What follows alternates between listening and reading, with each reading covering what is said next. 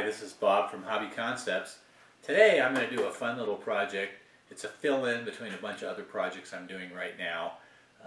Gosh, I've got several projects going. The new RC Tamiya Abrams, a trailer for the big giant Hemmet, and a poacher kit. But this is today's project. It's Tamiya's Sand Scorcher beetle kit. That I've just always loved this thing. And I'm going to do what I'm going to call the ultimate Sand Scorcher build. I'm going to modify it, I'm going to build an interior for it, I'm going to deck out the body, and you can just follow along as I go. So here we go with part one. For my ultimate Sand Scorcher build, I'm going to start with a Sand Scorcher. This is Tamiya's kit 58452, which is a re-release of the original Sand Scorcher with some updates. And then I've got a lot of parts that I have been saving for a long time to build this. So let's take a look at those. Actually, some of them are pretty new. This one is new. It's a Nanotech 2600 milliamp LiPo battery. Very small, 90C discharge. I soldered a Dean's connector on it, so that's my battery. Really small. Leave me a lot of room in the vehicle. This is a metal roof rack with 4 LED spotlights. I'm not positive I'm going to use that, but I probably will. It's a resin cast scale engine, some detail parts for that, which I will definitely be using to dress up the back end. These are aluminum alloy racing wheels. They are beautiful.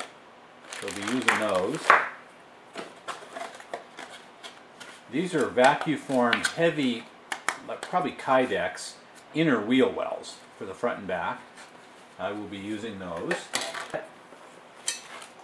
And finally, I have an aluminum alloy chassis with front and rear Nerf bars. The chassis on these Sand Scorchers is fiberglass and was quite flexible. This blade is not flexible at all. A lot stronger, give me a really nice mounting point. So those are some of the parts I'm going to use besides paint. Electronics, I'm going to use the speed control that came with the new kit, and I'll find a radio around here somewhere. I'm going to light it up, I'm going to paint it, I'm going to detail the heck out of it, and try and make this my my ultimate Sand Scorcher. So we'll get started. I'm not going to do a lot of time on unboxing, but typical Tamiya kit, they're just fabulous the way they pack them. Everything's in blister packs. This kit does have a electronic speed control. I will probably use that. It has a stock motor. I don't know what I'm going to do about the motor yet. I'll figure that out. Everything else is packed neatly, and there is that classic Tamiya VW Sand Scorcher body. Just fabulous. I'm going to have to dream up a really great paint job for this. So like I said, I'm not going to do a lot of unboxing time, but I just kind of wanted to show you how neatly everything is put together in this. Our decal sheet is also really nice. I don't know exactly how I'm going to paint it, but I probably am not going to paint it in the traditional Tamiya paint job. So, okay. All right, get started on this Sand Scorcher. Boy, that thing is cute. So, my typical MO as I get started, I've taken all the parts and dumped them into these dollar store muffin trays, which just work terrific for this. And I also have a little bread pan here for some of the bigger parts. Cutting them out of that blister pack is just kind of a pain, so I'd rather do it all at once. And I'll take a look here at the instructions. First step is to build the transmission. They use these beautiful old school metal housings. Just fantastic. I was in love with this kit from the very first. So I'll go ahead and put the transmission together, and then on the next page I actually start getting into the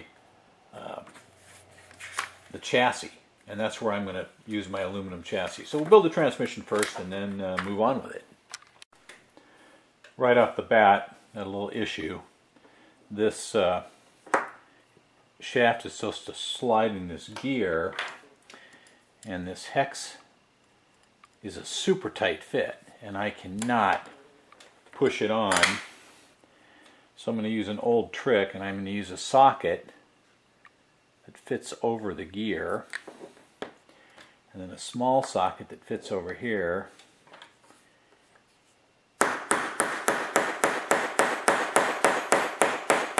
And then I can tap it into place.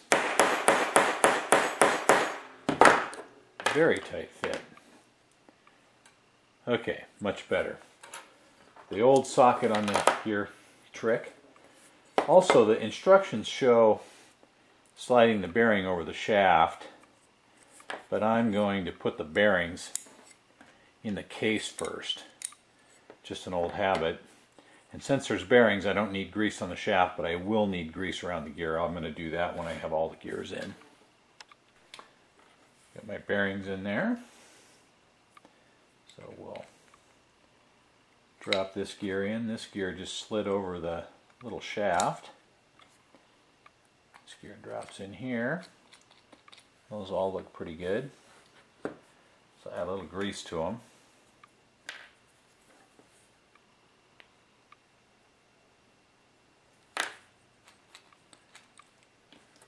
Get that kind of worked in.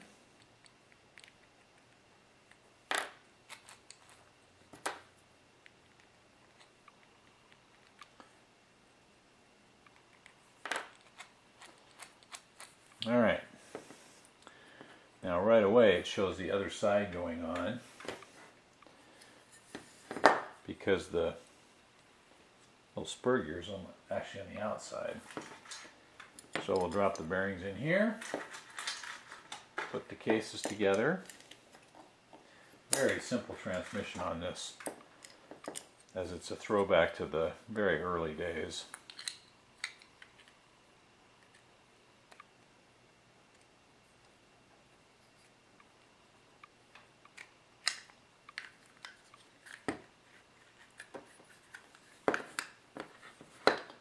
Well, that wasn't too hard. Case is held together with these socketed screws. Since they're all going into metal, it's really important to use some Loctite on these, or your transmission will come apart pretty quickly. So we'll get all those put in and then move on to the next step. Installing the swing arm is pretty simple. Torsion wire has to go through here first. Then the arm just slides in the frame here. The only tricky part is this pin has a flat on the shaft that has to go under the set screw. Just got to make sure you get it in the right place.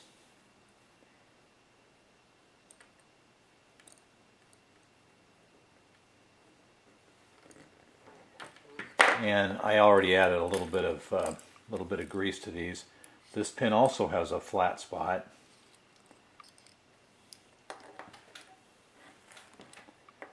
It just needs to go in there.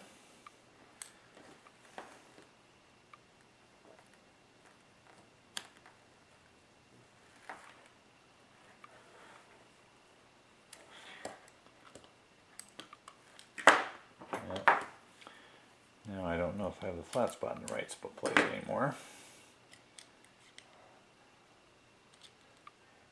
Alright, I do.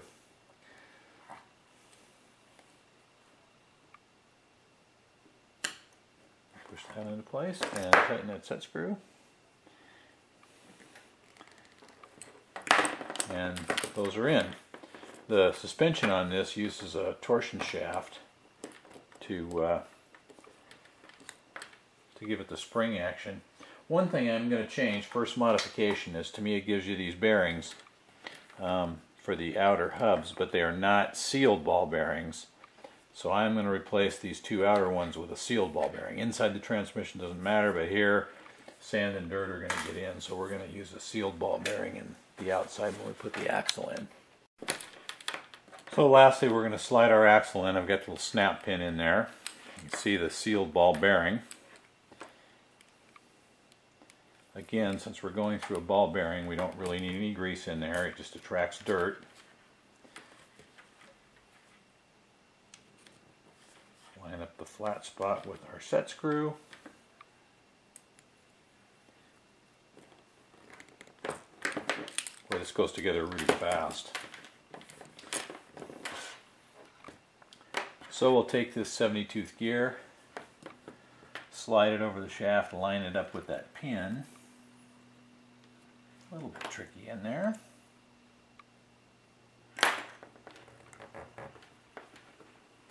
And I'm going to use this screw to pull it into place.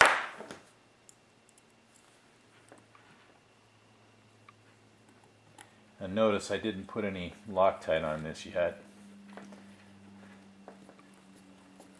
I'm just using it to slide the gear down into position.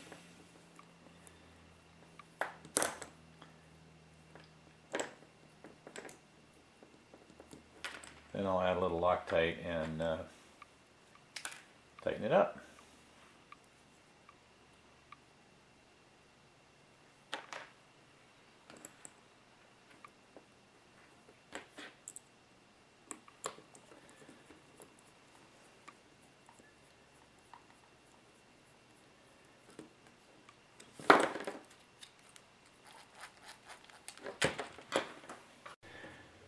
Now I know this is the ultimate Sand Scorcher build-up, but I am going to use the stock kit motor. And the reason for that is these things are just so wicked fast anyway that this is going to give me everything I need. This clear housing actually just kind of holds the motor in, and you have to watch where the motor fits over two pins, and then this just drops on like that, and these screws here hold it on, so that kind of encapsulates the motor. Just throw one of those in there to kind of get it fitted into position. So we'll get our pinion gear mounted and then mount this cover, and that completes the transmission.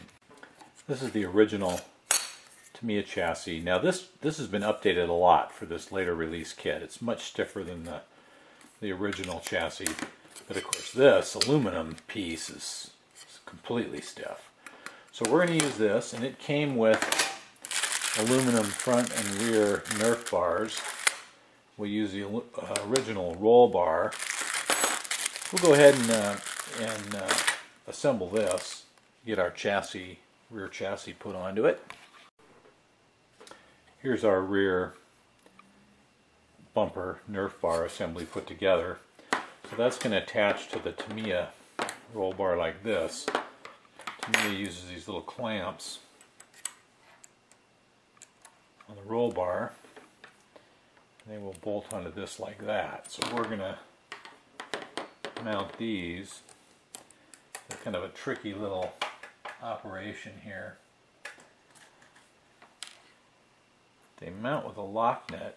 Notice they're really long. The reason for that is the shock mounting point is the outside of this bolt. So I'll get these clamps put on. I've bolted on the roll bar here, added the little clamps. So our new aluminum rear Nerf bar is just going to slide in those, and then it's going to bolt down in the bottom here. And I'm not going to install this right now because one of the other little trick hop-ups I have is this Volkswagen engine cast out of resin, and it is going to sit in here and then this is going to slide on, and you cannot get it in there with this already in place. And I've got to do some grinding to fit it over the engine, and obviously want to paint it and stuff. So we're going to set this aside and mount it later. In my painting part, I'm going to talk about grinding and installing that. So now we can do the front Nerf bar. The front bar pieces go together just like the rear. These mount like that. Here's the front bar all put together, and that's going to mount like this to the chassis. But I'm going to build the front end first. Also, after looking at this torsion bar setup, it works really good, but I don't like the torsion bars going out across the chassis, because I'm going to mount things right to the chassis instead of using the plastic tub, because I want to do more of an interior. So I've ordered a set of Tamiya shocks with springs to mount in here. So I'm going to do that at a little bit later date because I don't have them right now. So I'm going to go ahead and work on the front end, get this mounted, and then maybe do a little fitting of the engine. So those will be the next couple things I'll be doing. Front suspension on this little Sand Scorcher is very unique. It uses a pin that slides in here. See, there's a flat spot on the shaft. We drop this spring over here, and then the control arm fits over that pin in the spring and has a set screw that clamps against the flat spot on the shaft.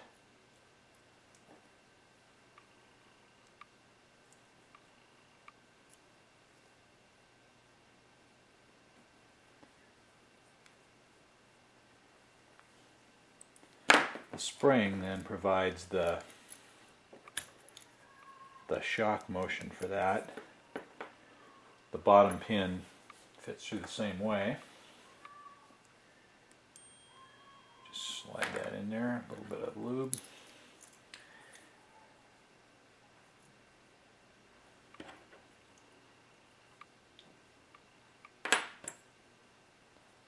Let's see here, maybe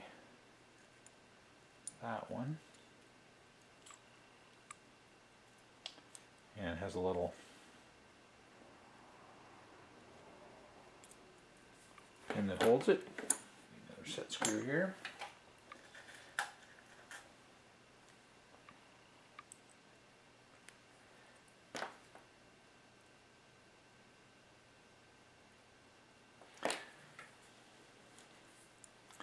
Very interesting suspension. Back from the early days of RC, but it worked well.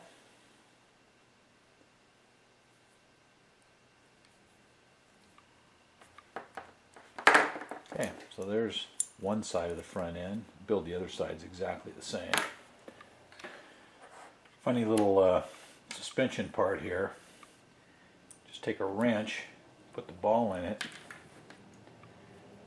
and really just using it as a tool to snap the ball into this housing, and it is a tight fit. Then those little parts just mount up in here, and they screw into the steering arm. Fairly little part, but we'll get that put together and see how it looks. The steering knuckle mounts in here, and these balls have got a little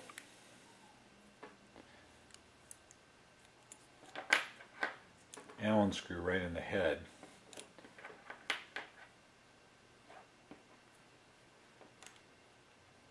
So that they can just screw right in, and I've already put Loctite on this.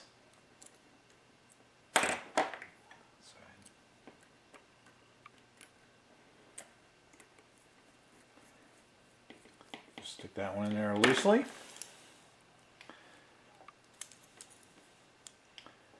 I'll pop this one down.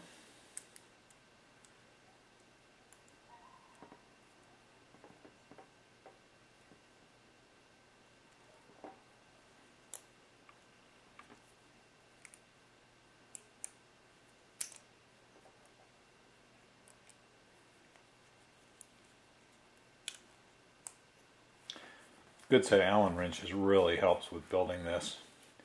I have these Team Losi wrenches that I've had for a long time, and I'll tell you what, building a lot of RC kits, they have come in very handy. Okay, so there's our two front ends, and they just hook together with these tubes like this. And then bolting them on the frame holds it together. Now I'm going to do a couple other things first. I'm going to mount the ball joints in these so that everything's ready to go on. And then you can see I've added the little screw to hold this nylon retainer in. Got to put that one in. So we'll get that put together and bolt it on the front end. Got the front end put together. Got it held in just with one screw on each side. I'm going to put the shocks on, but before I do that I want to get this Nerf bar in place. And the way they've designed it, these slide over here and then it slides up into here, and these will bolt in there. The problem is the way these fit, it pulls the Nerf bar down a little bit. The angle doesn't look right. So what I did is I countersunk these holes right in the bar. Actually fits a lot better, has a much more level plane. And I'll use a countersunk it right there, so I can use a machine screw. I've got some countersunk stainless steel 3mm machine screws, and put them in that way. So I'm going to go ahead and get that on. I already tested to make sure that the body fits, and it fits fine. So we'll get that in and then get the shocks attached. Got the front end done. So you can see I hooked up the shocks. That was no big deal. Uses that spring, torsion spring for the suspension. Suspension feels good. I bolted on the Nerf bar, and then you can see on the bottom here how I had countersunk the bars and put those on directly instead of using these little pieces. A lot more ground clearance. I think it looks really clean. It's very strong, and the angles all look right. So the back end, I just put a spring inside each one of these shocks, but I'm not going to use those permanently. I am going to replace those with more modern Tamiya shocks, and I will show that when it gets here. So now it's time to look at the steering, and I do not like this servo saver setup that they've got, because frankly I don't like servo savers. They introduce a lot of slop. So I'm thinking about mounting a servo here and hooking the arms directly to it. My only worry is, are these components here strong enough to deal with no servo saver? Will I break this arm? I think I will, actually. I think they're not strong enough for a setup with no servo saver. So I am going to go ahead and use the stock servo saver setup, but I'm going to remount the servo in a different location, because I'm going to put everything on the chassis so I can do more of an interior. So I'll go ahead and mount that front body post and servo saver and see how that looks. So I've got the chassis put together. Boy, that was really fun to build. It's fun to build this old school kit. So now I'm going to just kind of quickly figure out my layout inside. The servo I'm going to mount in this area, and I could tape it down, but I don't like tape, so I'm going to make a couple little metal brackets. I'll show that. Then I've got this really nice small little battery that'll fit right in here. And this is a hot rod battery receiver. Probably put over on that wing. Well, maybe speed control on that wing, receiver on this side. And that's going to leave me the center area open so I can put some seats in it. I really want to make a little interior, so I'll probably build a little cover for this. Cover that servo, put a couple of racing seats in it and a driver. And because I like detailing out the interior, build a dashboard, put a steering wheel in it, kind of trick out the interior. So that's where we're going from here. Right now I'm going to mount the servo. We'll get some tires and wheels on it and probably call that the end of this first part of the build. So I made some little servo mounts. I just took my piece of 1" by 1" aluminum, hacksawed off a little bit, cut the top off, and these will mount to the servo like this. Got some little stainless hardware here. And then that will mount into the chassis. And I will drill holes through there and bolt it on. Let's get that bolted together. I just don't like to use servo tape to do things like servos. Batteries, receivers, ESCs, yes, servos. I'd rather hard mount them, and it's not that hard to make a little bracket like that. I have my servo bolted down with my brackets. Only one problem. My bracket, hopefully you can see this here, is a little longer than the flat part, so where it angles up, it's holding it up off the chassis. Darn it, I thought it was perfect, but I guess not. So I'm going to have to take it apart, and I will cut this shorter. While I'm at it, I'll cut the other one shorter so it doesn't show past the chassis. So I'll pull it apart, get the hacksaw out, cut those off, and keep moving on. I cut my little brackets down, so now it's sitting in there flush, just wonderful. I also made a little control arm from a piece of rod. So we'll check this out here. Yep, works good. Servo's really solid. That's going to be fine.